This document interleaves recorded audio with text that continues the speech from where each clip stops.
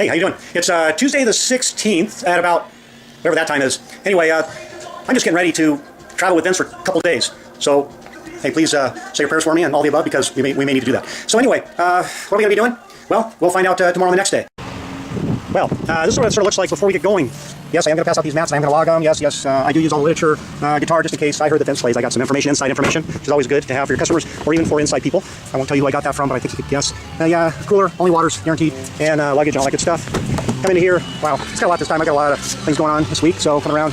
Nana, let's see, temperature is, well, I don't know, probably about 75. It's a beautiful day here in Arizona. Bye. Well, and away we go. Well, first to let you know, this is a special setup. I have, it's a hands-free camera. So here we are, we're going from Arizona to San Diego. We are on the Highway 238, which is also referred to as Dead Cow Road. Every now and then, yeah, there's a cow, and every now and then there's a dead one.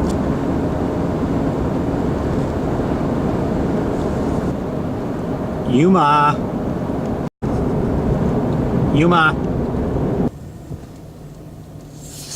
Health food.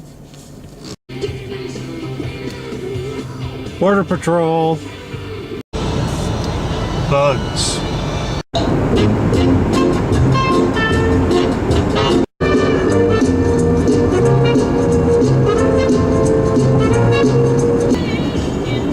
San Diego. Woo! Getting ready. Still getting ready. Got a long way to go. Maybe not HR appropriate. Still got a ways to go. Okay, it's showtime. Onward, on to the airport. Hello, how are you? Good, how are you? Good. What can I get for you? I'd like a chai latte, and do you guys have the fruit cups? Good morning. Good morning. Welcome to Starbucks. Thanks. Have a good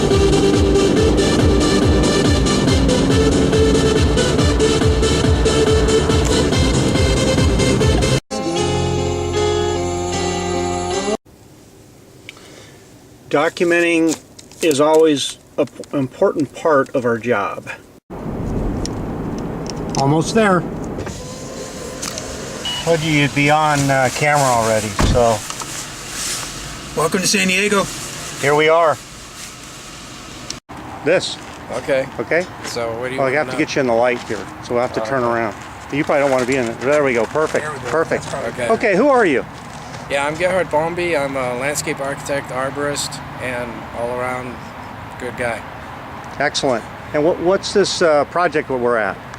This is a project in San Diego. It's called the Sweetwater Berms, and it's just a sound berm that would.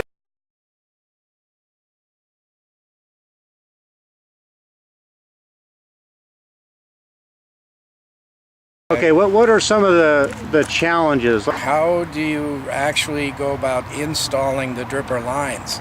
First they tried doing all the trenches at once, so then they decided to do sections. So they would do 3 or 4 lines, put the dripper line in, backfill the trench, and then go on to the next one. And then This was their first experience with a job of this scale with inline irrigation, and I think it was also the landscape architects, Jones and Stokes, it was their first experience with a job this size with inline, and I think also with the county. I believe so. It was certainly my first exposure.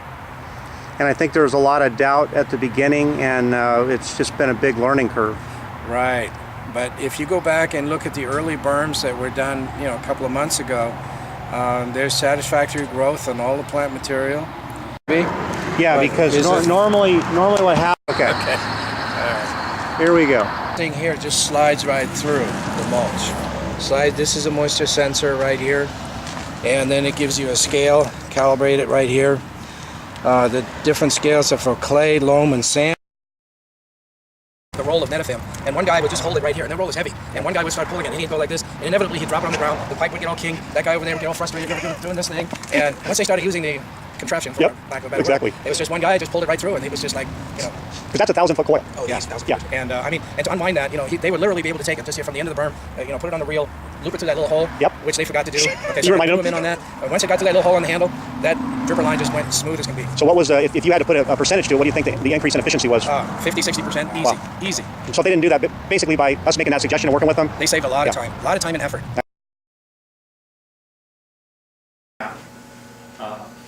And it can hook up to almost any controller. So you can react to flow, and it's all in one box instead. Yes. Show me what you got. Oh, I was you gonna don't have to say- show me the whole plan. yeah, just- no, yeah, sure. Can you still draw by hand? And then, Yeah, the team there. so, you want this whole thing to go through the system. So if you have other areas, I just use blank tubing, don't need water, or you could use PVC. But yeah, you can do one or two. And I think one would be going. It's Okay. natural. All right, Jeff. So how does AB 1881? How will that? How has that, or how will that affect your business? It's going to affect our business in the sense of we have to start a design with irrigation up front in mind. Whereas before, it was probably in the back of our mind more so than in the front. And it's going to affect how new gardens look in the end. Is it regulation that is helpful, or is it just more bureaucracy that makes your job a little more difficult? I think it's a continuing step in the right direction. It is probably not the end all to be all at this point, but it is definitely another step in the direction of improving water efficiency. Well, we don't need you now. You're done. Wait. After 3, everything's fair game. After 3? 3 p.m. That's our standard rule. We usually don't want to do any brain work after 3. That's what. I don't know why we're doing this. Okay, I'm ready. When I was a young grandpa, I used to like to stipple late afternoon on Friday. Oh yeah. See? that's- Stippling. You're pretty much shot at that time. Even coloring's not good for them. That takes too much. No, that's skill position, but stippling, God, who's awesome. So this product that you're offering us now is something that you truly have to understand. If these are not brought to our attention, most landscape architects are truly insulated, and they do not go out and hunt for new knowledge most of the time because they don't have the time, or they just might not have the energy to do so. So when you bring products like this, it opens up new avenues to us that we just didn't have before. Vince, it's been a fine day. Yes, sir. We ought to do it again tomorrow. Yeah, let's drive in traffic tomorrow. Okay, sounds good. Okay, there's Vince. There's that. Okay, what's your wife's name again, Vince? Would she want a bite of this? No. Okay, there we go. Done. What did you think about the different layers of customers? And what I mean by that is this project, I think, exemplifies some of the reasons that we need to look at all levels of customers, not just distributor, not just contractor. Yeah, the distributor wasn't out and where the tubing is and not destroy everything and how to put down the mulch, and then Gerhardt, who's the arborist out there, he needs to understand about our product. So it's not just about the distributor, because at that point the distributor has already sold the material. And the fact that it took a year to even get to this point, the way we think of our distributors is just a small part of the puzzle. Really, starting with the architect and probably going back to those plans a couple of times. This is about getting the message of drip irrigation and how it can be used on not just turf and not just shrub beds, but in public works type projects. And if we're not educating the actual installers, if we're not educating the architects, I mean, then they're not going to spec drip irrigation. So it all has to tie into one.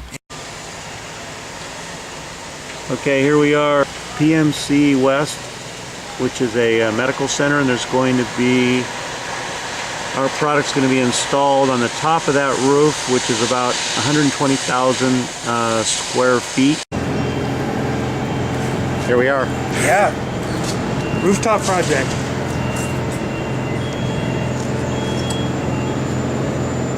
Running pushing towards the ends so they could drain out the bottle drain that we have in there with the guys working out. And the drain that job. I'll fix the phone. It's 8 inches, so 6 inches. 6-inch thick. Okay. 3 and 3 on each of those. And then what are we on top of? On top with the foam. On top of that, you take the filter fabric. That's what Okay. they mean, the filter fabric. Right. And then on top of that, they got this rain mat. Okay. And then this first. On top of this foam. Okay. Then the filter fabric. Okay. Then the filter fabric. Yes, Got it. yes. Then what's under the filter fabric? Is it concrete? Pardon me? Under the filter fabric? Well, what's on the very base? Holding? concrete. Just concrete. Yeah, so- Okay. Just like any floor or any roof. Yeah. Okay. Yeah. Cool.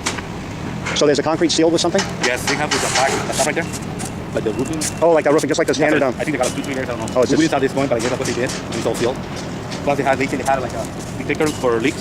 Yeah. It's all running like a metal copper line all over every. Yep. They say about 30 by 30. Yep. They say they can detect the leak in that area. Really? Yeah. So so it's monitored. It's monitored. Yeah.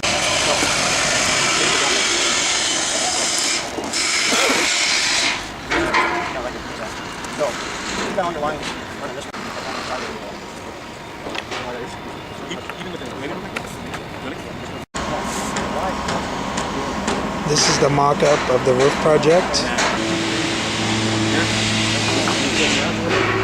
This material is not what we're gonna be using. We use this for a markup, but it's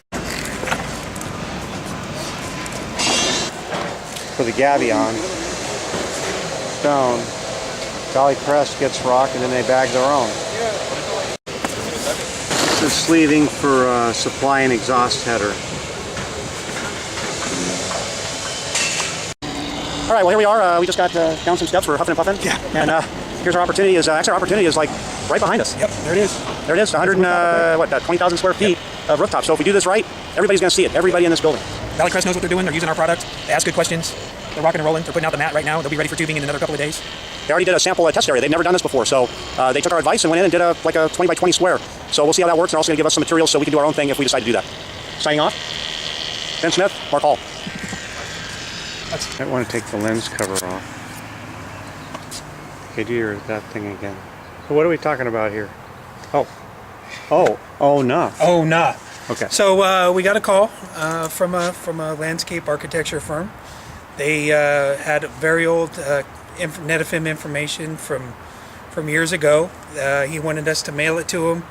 We were in the area. We did a cold call. The gentleman was not available, but we did talk to one of his other landscape architects. There's only 3 parts. That little right passed around. These are 2 plastic parts, and then this is a silicone diaphragm. We have a little calculator. This is really cool. So later on, if you want to kind of run sort of get an idea for cost estimate, PVC. So this contraption that I brought, believe it or not, would be somewhat like your system. So there's a couple layouts. This is buried, and this is on surface. On surface doesn't look too good on a lawn. This one slide shows pretty much everything you need to know about soil. Clay, the water's going to travel like this. Yes, In a normal situation though, if you're watering it right, should the grass not ever be wet? yes. You can actually water while they're playing on it, which is huge. Design is a challenge because we get temperatures up to 120 sometimes. Staples, a piece of PVC pipe, and that's that width. Remember when we measured, we said it's going to be 18 or 12. This is almost 18 inches apart, and this is going to be for lawn. Okay.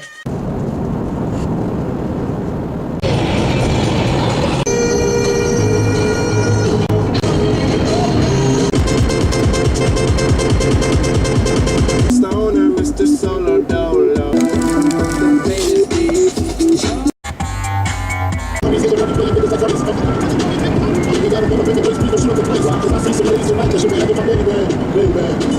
Okay.